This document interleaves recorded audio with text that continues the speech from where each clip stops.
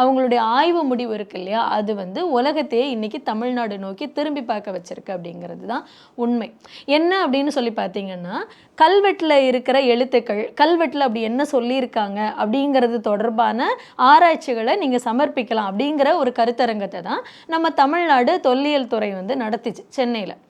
இந்த ஆய்வரங்கத்தில் French Institute of Far Eastern Studies, அதாவது தூர கிழக்கு நாடுகளை பற்றி ஆய்வு செய்யக்கூடிய ஒரு நிறுவனம், அங்கே இருந்து ஒரு 2 பேர் ஒரு ஆய்வு கட்டுரையை, கல்வெட்டு தொடர்பான அவர்கள் செய்த ஆய்வு கட்டுரையை நம்மக்கிட்ட சமர்ப்பிச்சிருக்காங்க.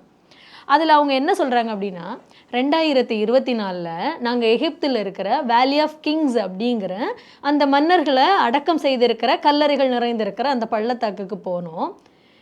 கிட்டத்தட்ட 100 ஆண்டுகளுக்கு முன்னாடி, அதாவது 18ஆம் நூற்றாண்டோட இறுதியில் 19ஆம் நூற்றாண்டோட தொடக்கத்தில் ஜூல்ஸ் பெய்ட் அப்படிங்கிறவர் என்ன பண்ணார், அங்கே இருக்கிற அந்த கல்லறைகளில் இருக்கிற அந்த எழுத்துக்களை எல்லாம் ஆராய்ச்சி செய்து கிரேக்க கிராஃபிட்டிஸ் அப்படின்னு அதை படியெடுத்து கிட்டத்தட்ட 2000க்கும் மேல் அந்த கற்கள்கள் இருந்து அதையெல்லாம் ஒரு நூலாக தொகுத்து வெளியிட்டிருக்கிறாரு. நாங்களும் அது அந்த மாதிரி தான் இருக்கும் அப்படிங்கிற நோக்கத்தில் தான் அந்த ஆராய்ச்சி நடத்துறதுக்காக, அந்த கல்வெட்டில் என்னெல்லாம் இருக்குது அப்படி என்ன சொல்லியிருக்காங்க அப்படிங்கிறத தெரிஞ்சுக்கிறதுக்காக அந்த பள்ளத்தாக்குக்கு நாங்கள் போனோம். அங்கே போய் பார்த்ததுக்கப்புறம் எங்களுக்கு ஒரு உண்மை தெரிய வந்துச்சு. என்ன அப்படின்னா, அங்கே இருந்து அந்த 2000க்கும் மேற்பட்ட அந்த கிராஃபிட்டிஸ், அந்த கிறுக்கல்கள் இருக்கு இல்லையா, அது வெறும் கிரேக்கத்தால் மட்டுமே ஆனது கிடையாது, கிரேக்க எழுத்துக்களால் மட்டுமே அது பொறிக்கப்பட்டது கிடையாது.